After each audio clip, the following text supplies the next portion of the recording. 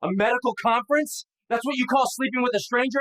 Let me guess, did you play doctor? My name is Henry Peach, and I used to think I was married to a devoted nurse who occasionally did volunteer work at the local parish. Turns out I was half right about the nurse part, but completely wrong about the devotion. It started with the suitcase. Vivian was packing for what she called a medical conference in Chicago. 3 days of continuing education credits and networking with other healthcare professionals. Noble stuff. The kind of thing a supportive husband encourages because it shows professional growth and dedication to patient care. I was bringing her a cup of coffee when I saw it. A nun's habit folded neatly next to her nursing uniform, and beside that, a 12-pack of condoms still in their pharmacy bag. For a solid 30 seconds, my brain tried to process this information like a computer attempting to run software it wasn't designed for. Nun costume, nurse uniform, industrial supply of prophylactics, medical conference. Either Vivian had developed some very specific continuing education interests, or this wasn't actually about medical conferences. "Honey?" I called out, my voice achieving that careful neutrality I'd perfected during 17 years of marriage. "What's with the Halloween costume?" She emerged from the bathroom, toothbrush in hand, looking like she'd been caught stealing from the church collection plate. "Oh, that. The conference has a themed dinner, Saints and Sinners Night. You know how these medical things get, they try to make everything fun." She delivered this explanation with the same professional confidence she used when explaining why patients needed their medications. "Saints and sinners," I repeated slowly, "at a medical conference. It's about work-life balance, the importance of moral boundaries in healthcare." She was brushing her teeth now, which made her words come out slightly foamy. "Very progressive thinking." "And the condoms?" She paused mid-brush. Through the mirror, I watched her eyes do that calculating thing they did when she was deciding how much truth to mix with her lies. "Free samples. The pharmaceutical rep wanted me to distribute them at the conference. Safe sex education is part of comprehensive health care." I nodded thoughtfully. 12 seems like a lot for 3 days of education. It's a big conference. Must be. That night, while Vivian slept the peaceful sleep of someone whose story made perfect sense to them, I lay awake doing the math. 12 condoms, 3 days. Even if this was some kind of avant-garde medical education program, the numbers didn't add up unless Vivian was planning to give a very hands-on demonstration. The next morning, she left for the airport with a kiss on my cheek and a promise to call every evening. Standard business trip protocol, except for the part where I followed her to the parking garage and watched her pull out a small needle from her purse. She spent 5 minutes carefully poking tiny holes in the condom package. Now, I'm not a medical professional, but I'm fairly certain that puncturing prophylactics defeats their primary purpose. Unless the purpose isn't actually prophylactic. Unless the purpose is reproductive. Unless my wife of 17 years is trying to get pregnant by someone who isn't me. I sat in my car for 20 minutes after she drove away, watching other travelers load their luggage and wondering when my marriage had turned into a daytime drama. Then I went home and started doing what any reasonable husband would do when faced with evidence of an elaborate deception. I started investigating. Vivian's phone records were surprisingly easy to access. We shared a family plan, and I handled all the bills. Amazing how transparent your life becomes when you're not actually trying to hide anything. Too bad Vivian hadn't gotten that memo. The most frequently called number over the past 3 months wasn't her hospital, her mother, or any of her nursing friends. It was a local number I didn't recognize. A man answered on the second ring. "Yeah? Is this Garrett?" "Depends who's asking." I could hear the whir of power tools in the background, the scrape of metal on concrete. Construction site, maybe. Or a fabrication shop. "This is Henry Peach. I'm calling about my wife, Vivian." Long pause. Then, "Oh, Duck. Oh, Duck is right, Garrett. Congratulations, by the way." "What?" "You're going to be a daddy. Tell my wife she's homeless now." I hung up before he could respond and immediately started phase 2 of what I decided to call Operation Full Disclosure. Vivian had thoughtfully left her laptop open on the kitchen counter, password saved on all her accounts. Email, social media, photo storage, everything accessible with a simple click. It was like she wanted to be caught, or maybe she'd just gotten sloppy after months of secret planning. The email trail told the whole story. Garrett Blackwood, welding contractor, divorced father of 3, renting a duplex on the west side of town. They'd been seeing each other for 5 months. He thought she was separated. She thought he was going to leave his ex-wife and start fresh. They were both wrong about a lot of things. But the most interesting emails were from the past 2 weeks. Vivian explaining her plan to get pregnant, to force the issue, to make Garrett realize they belonged together. Garrett's responses were less enthusiastic, but not entirely resistant. Apparently, he'd always wanted more kids. Well, congratulations to both of them. They were about to get everything they'd asked for. I spent the morning packing Vivian's belongings. Everything. Clothes, toiletries, books, the porcelain cat collection she'd started in college, the nursing textbooks she'd kept from school, her half of our wedding china. Everything that marked Vivian Peach as a resident of this house went into boxes and garbage bags with the systematic efficiency of someone who'd spent 17 years learning her organizational preferences. By noon, our house looked like Vivian had never existed. Loading my pickup took 3 trips. Garrett's address was in a neighborhood I'd driven through but never really noticed. Modest duplexes, gravel driveways, boats, and RVs parked in side yards. The American dream scaled down to fit blue-collar budgets. Garrett's place had a decent lawn and a welding truck in the driveway that looked like it could survive an apocalypse. I was stacking boxes by his front door when it opened. "Can I help you?" The woman was maybe 35, brunette, wearing scrubs with cartoon characters on them.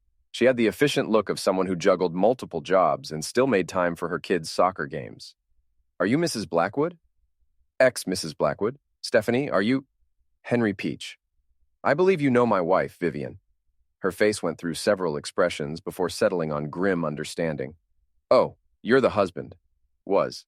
Past tense as of about 4 hours ago. She looked at the boxes, then at me, then back at the boxes. "Is that all her stuff?" "Everything that matters. Garrett home?" "He's at the shop. But he called about an hour ago. Said something about needing to talk to me about Vivian, about maybe her staying here for a while." She paused. "He mentioned something about a baby." I nodded. "Vivian's been planning a surprise. Thought you should probably know before she shows up with her luggage and her reproductive agenda." Stephanie laughed, but it wasn't a happy sound. "Reproductive agenda? Jesus Christ." "She punctured the condoms," I said, "this morning before she left for her fake business trip. Thought you might want to warn Garrett that his girlfriend is trying to make some unilateral decisions about their future." "Son of a bitch!" Stephanie sat down on her front steps like her legs had given out. "He told me she was separated. Said you two were already getting divorced. News to me. Yesterday morning, I was a happily married man bringing his wife coffee while she packed for a medical conference. Amazing how quickly things change." We sat there for a moment, 2 people whose lives had been rearranged by other people's lies. "So what now?" Stephanie asked. "Now Vivian gets to explain to Garrett why she's homeless, pregnant, and looking for a place to stay. And Garrett gets to explain to you why his separated girlfriend just became his very available, very fertile ex-girlfriend. And you? I get to start over, 17 years older, considerably wiser, and significantly more cynical about human nature." Stephanie picked up one of the boxes and examined the address label. "Vivian Peach. Sounds so normal when you write it down like that." "She can keep the name if she wants. I'm done with it." "What if she comes back? What if she realizes she made a mistake?" I stood up and brushed off my jeans. "Stephanie, your ex-husband is about to find out that his girlfriend has been lying about her marital status, her birth control, and her living situation. My wife is about to find out that her boyfriend's ex-wife knows all about their affair, their pregnancy plans, and her new homeless status. And in about 6 hours, when Vivian calls from Chicago to check in on her devoted husband, she's going to discover that devoted husbands don't stick around for women who try to get pregnant by other men." That's not really an answer. Sure it is. It's just not the answer she's going to want to hear. I gave Stephanie my phone number and told her to call if Vivian showed up looking for me. Then I drove home to my house that no longer had any evidence Vivian had ever existed, opened a beer, and waited for the phone to ring. It rang at 7:23 p.m. "Hi, sweetheart. How was your day?" Vivian's voice was bright and cheerful, the voice of someone who thought she was still successfully managing a double life. The voice of someone who had no idea her husband had spent the day relocating her entire existence. "Educational," I said. "Very enlightening. How's the conference?" "Oh, you know how these things are. Lots of lectures, lots of networking. The hotel is gorgeous, though. Incredible view of the lake." "Staying busy?" "Extremely busy. Back-to-back seminars. I'm learning so much about advanced patient care methodologies." "Advanced methodologies? Sounds intensive." "It is. Very hands-on." She giggled at her own joke. "But enough about work. What did you do today?" Cleaned house, did some organizing, made some phone calls. Very productive day all around. That's wonderful, darling. I should go. We have a dinner presentation starting soon. Saints and Sinners theme, remember? Right, the moral boundaries thing. Exactly, love you. Love you too, Vivian. I meant it too. That was the worst part. Even knowing what I knew, even after spending the day boxing up her life, I still loved the woman I'd married 17 years ago. I just didn't know who this woman was anymore. The second call came at 11:47 p.m. Henry? Vivian's voice was different now. Tight, scared, confused. Yeah? I just got off the phone with Garrett. Did you? How's Garrett doing? He says you called him. He says you told him about the baby. Well, it seemed like the kind of news an expectant father should hear directly. Congratulations, by the way. When's the due date? You might want to start calculating from this weekend, assuming your plan works. Long silence. Then, how did you know? About the punctured condoms? Or about the fact that you've been sleeping with a welding contractor for 5 months while telling me you were volunteering at the church? Henry, I can explain. I'm sure you can. You're very creative. Medical conferences, saints and sinners dinners, pharmaceutical samples, very imaginative storytelling. It's not what you think. It's exactly what I think. The question is, what are you going to do about it? Another silence. What do you mean? I mean, Garrett's ex-wife Stephanie is a very reasonable woman. We had a long conversation today while I was delivering your belongings to Garrett's duplex. Turns out she had no idea Garrett was seeing a married woman. Also turns out she's not as understanding about Garrett's extracurricular activities as you might have hoped. You delivered my... What do you mean? My belongings? Everything, Vivian. Clothes, books, your grandmother's cat collection, your nursing textbooks. Everything that belonged to Vivian Peach is now sitting on Garrett's front porch, waiting for him to figure out what to do with it. You can't do that. That's my stuff. That's my house. Was your house. Was your stuff. Past tense, present tense, you're a single woman with a suitcase full of costumes and punctured condoms, calling your ex-husband from a hotel room where you're pretending to be at a medical conference. Ex-husband? Did I stutter? Tomorrow morning I'm filing for divorce. Adultery, abandonment, fraud, the holy trinity of marital dissolution. My lawyer thinks it's going to be refreshingly straightforward. Henry, please, let me explain. Let me come home. We can work this out. Home is Garrett's duplex now. I suggest you call him and see if Stephanie's in a sharing mood. This is insane. You're being insane. I'm being thorough. There's a difference. I could hear her breathing, could picture her in whatever hotel room she'd actually booked, trying to figure out how her perfect plan had turned into a perfect disaster. What if I'm pregnant? She asked finally. Then Garrett's going to be a daddy, and you're going to be a single mother, and I'm going to be a divorced man who dodged a bullet. Seems like everyone gets what they wanted. That's not what I wanted. Sure it is. You wanted excitement. You wanted passion. You wanted to feel desired by someone who didn't know all your flaws and quirks and boring Tuesday night habits. You wanted to be someone different, someone more interesting than Henry Peach's wife. Congratulations. Now you get to find out who that someone is. Henry? Vivian, in 17 years of marriage, you never lied to me. Not once. Not about money, not about your family, not about your feelings, not about anything that mattered.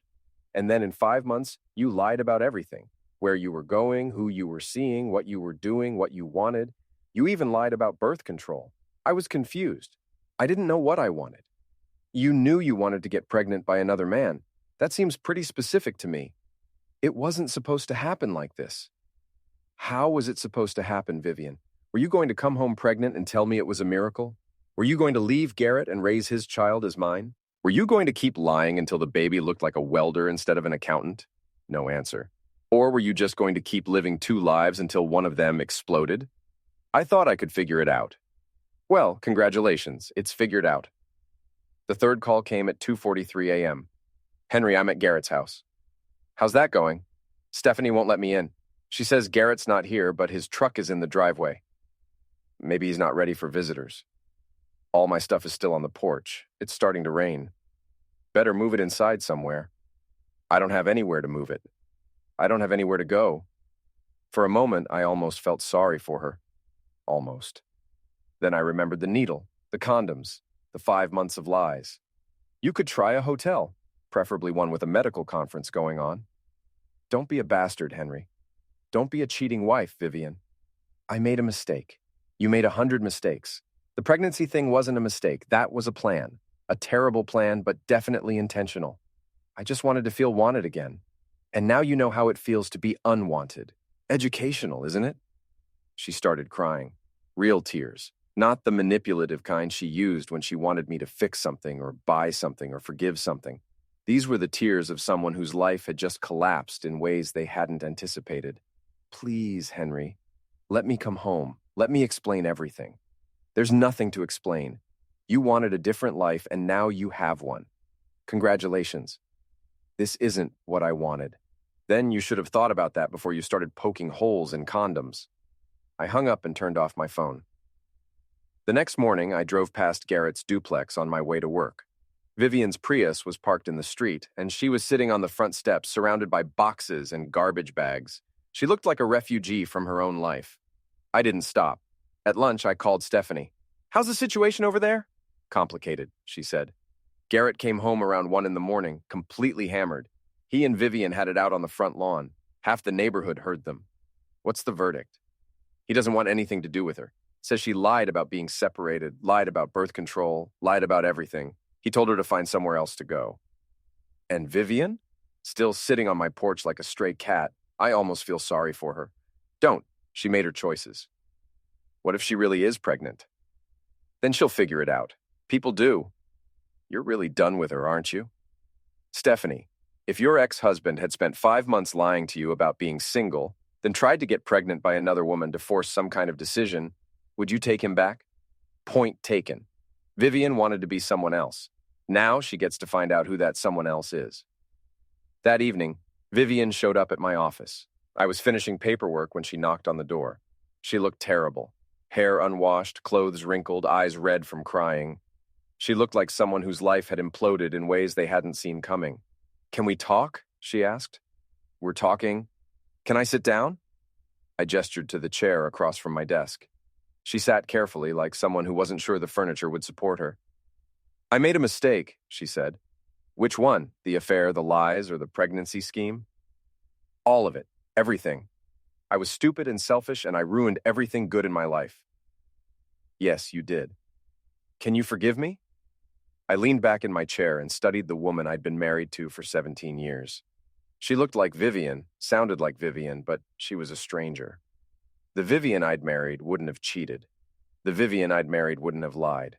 The Vivian I'd married wouldn't have tried to get pregnant by another man. "Vivian, do you know what I do for a living? You're a forensic accountant. I investigate financial fraud. People lie to me every day about transactions, about assets, about their circumstances. And every day, I figure out what really happened versus what people want me to believe happened. I know. So when you tell me you made a mistake, I know you're lying. When you tell me you were confused, I know you're lying. When you tell me you want to come home, I know you're lying.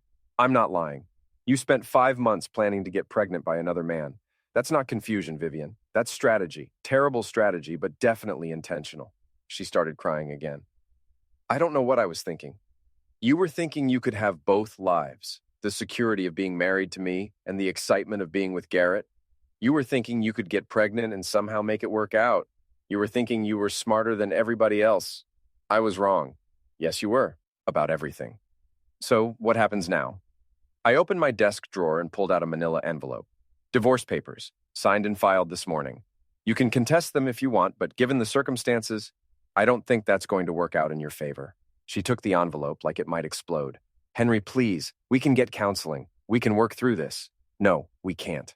Because I don't trust you anymore. Because every time you're 5 minutes late or make a phone call I don't recognize or go to the store for milk, I'm going to wonder what you're really doing. Because you destroyed 17 years of marriage for 5 months of excitement. It wasn't about the excitement. What was it about? I felt invisible, like I was just Henry's wife, not Vivian. Like I was disappearing into our routine, our marriage, our life. Garrett made me feel significant. And now? Now I feel like nothing. I almost felt sorry for her then. Almost. But sympathy doesn't undo betrayal, and understanding doesn't excuse lies. Vivian, you were never invisible to me. You were my partner, my best friend, the person I chose to build a life with. If you felt like you were disappearing, you should have talked to me. If you needed excitement, we could have found it together. If you wanted to feel significant, we could have worked on that. I tried to talk to you. No, you didn't. You decided I was the problem and Garrett was the solution, and you never gave me a chance to be part of the conversation. I'm sorry. I know you are, but sorry doesn't fix this. Sorry doesn't give me back 17 years of trust. Sorry doesn't make me forget that you were willing to let me raise another man's child as my own. She sat there holding the divorce papers, looking like someone who'd finally realized the full scope of what she'd lost. Where am I supposed to go? She asked finally. I don't know, Vivian. That's your problem now. I don't have any money. I don't have anywhere to stay. You have a job. You have friends. You have family. You have a car and a suitcase and all the freedom you wanted. I don't want freedom. I want to come home. Home doesn't want you back. She left the divorce papers on my desk and walked out without another word. I watched through the window as she got into her Prius and drove away, and for the first time in 3 days, I felt something other than anger. I felt relief. 6 months later, I was having coffee with Stephanie Blackwood at the diner downtown. How are you adjusting to single life? She asked. Better than I expected. Quieter, but better. Any regrets? About the divorce? No. About the way I handled it? Sometimes. What would you have done differently? I stirred my coffee and thought about it. Maybe I would have been less dramatic. Maybe I would have tried harder to understand why she did what she did before I decided to punish her for it. But you still would have divorced her? Absolutely. Trust isn't something you can repair like a broken appliance. Once it's gone, it's gone. What about Vivian? Any idea how she's doing? She moved to Seattle, got a job at a hospital there. According to mutual friends, she's not pregnant, so either the punctured condoms didn't work or Garrett was more careful than she anticipated. And Garrett?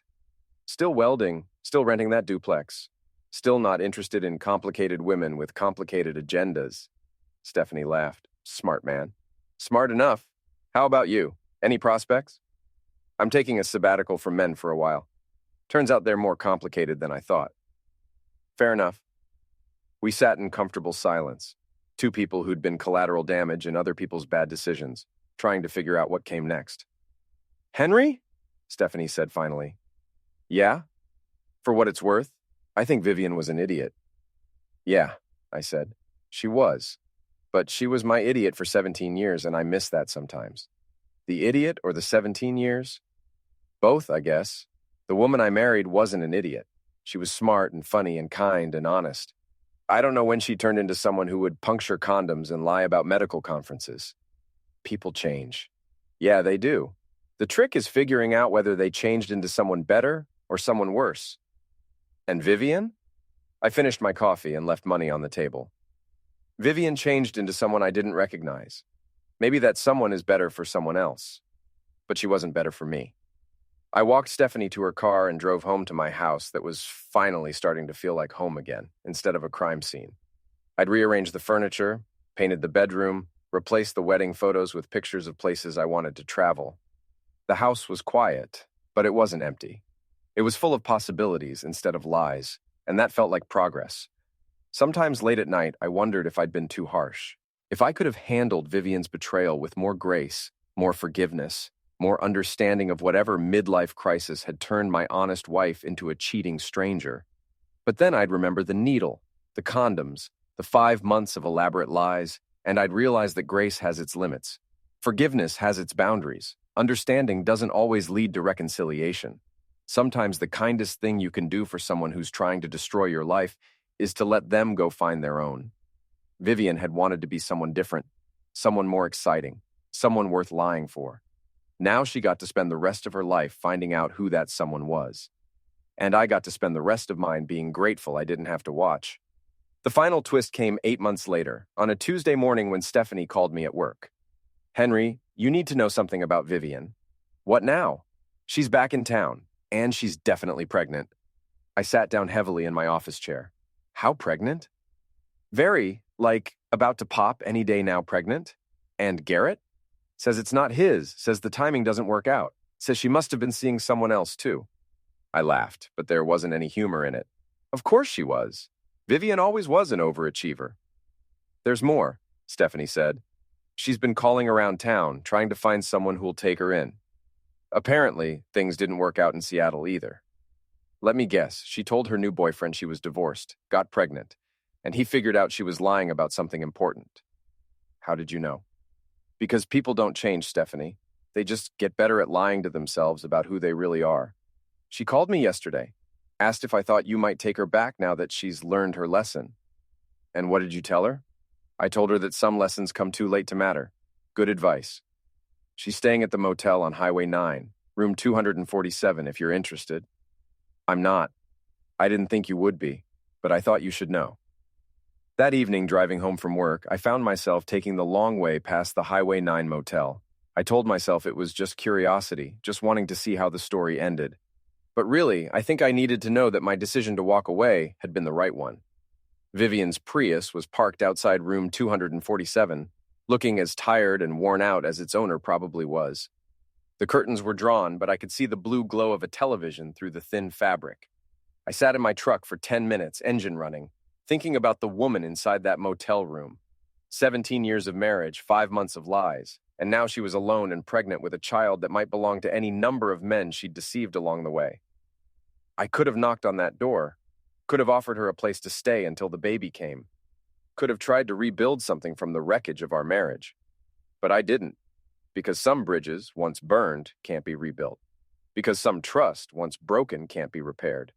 Because some people, once they show you who they really are, deserve to be believed. I drove home to my quiet house, my orderly life, my peaceful existence. It wasn't the life I'd planned when I married Vivian 17 years ago, but it was honest. It was real. It was mine. And for the first time since finding that needle and those punctured condoms, that felt like enough. 3 days later, Stephanie called to tell me Vivian had given birth to a healthy baby girl. The father was still unknown, paternity test pending. Vivian had listed him as Henry Peach on the birth certificate, but my lawyer was already filing papers to dispute that claim. You could ask for a paternity test, Stephanie said, just to be sure. I don't need a test, I said. I know exactly when Vivian and I last slept together, and it wasn't 9 months ago. So what happens to the baby? That's not my problem anymore. And Vivian? Also, not my problem. You really are done with her, aren't you? Stephanie, some people spend their whole lives trying to figure out who they are. Vivian spent 5 months showing me exactly who she was. I'm just smart enough to pay attention. And who was she? Someone who thought lying was easier than telling the truth? Someone who thought deception was simpler than honesty? Someone who thought she could have everything she wanted without paying the price for any of it? And now she gets to find out what that price actually was. I hung up the phone and went back to my quiet Tuesday evening, my honest life, my peaceful existence. Somewhere across town, Vivian was learning to be a single mother with a questionable past and an uncertain future. I didn't feel sorry for her. I didn't feel angry at her. I didn't feel anything at all. And that, I realized, was exactly how it should be. The woman I'd loved for 17 years had died the moment she picked up that needle and started poking holes in those condoms. What was left was a stranger who happened to share her name and her face, but not her heart, not her soul, not her integrity. I'd mourned that death already. I'd grieved that loss. I'd buried that marriage. What happened to the stranger was none of my business. Henry Peach was finally, completely, blessedly free.